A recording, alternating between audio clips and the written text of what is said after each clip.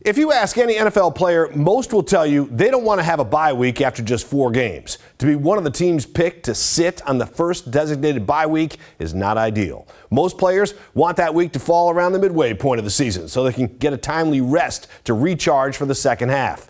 But considering all the Seahawks injuries through the first 4 games, this bye week is exactly what they need. However, there is a group of players on the Seahawks roster who wish they could just keep on playing. The defense. A defense that was sacktacular Monday night, racking up 11 sacks on their way to mopping the MetLife floor with the Giants. That gaudy number is one off the modern-day NFL record, vaulting Seattle into a share of the league lead with 16 sacks this season. Yes, the Giants have the youngest offensive line in the league, which may have contributed to the illusion they were on roller skates all game. But keep in mind, the Seahawks offensive line had 4 out of 5 backups on the field, and the only regular starter on that line was playing a different position.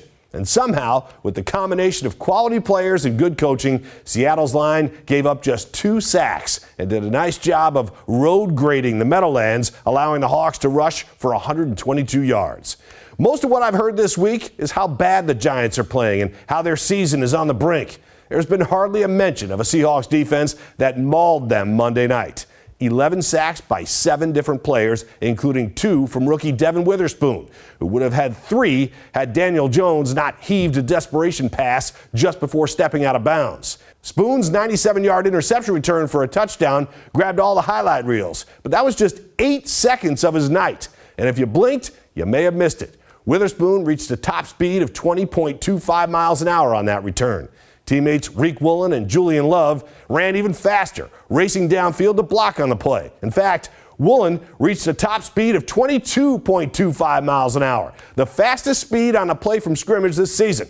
Witherspoon joked in his post-game interview that Woolen and Love made him look slow out there. You gotta love next-gen stats. And even though that play covered 97 yards officially, next-gen tracked Spoon's run at 117.3 yards exactly, with a win probability of plus 17.8%. They didn't have those type of numbers when the Legion of Boom was wrecking offenses years ago, but it would have been interesting. Now, it's way too early to compare Seattle's current group of defensive backs to some of the more famous names of the past. But these names of the fast are just getting out of the starting blocks this season, and there's no telling what awaits them at the finish line.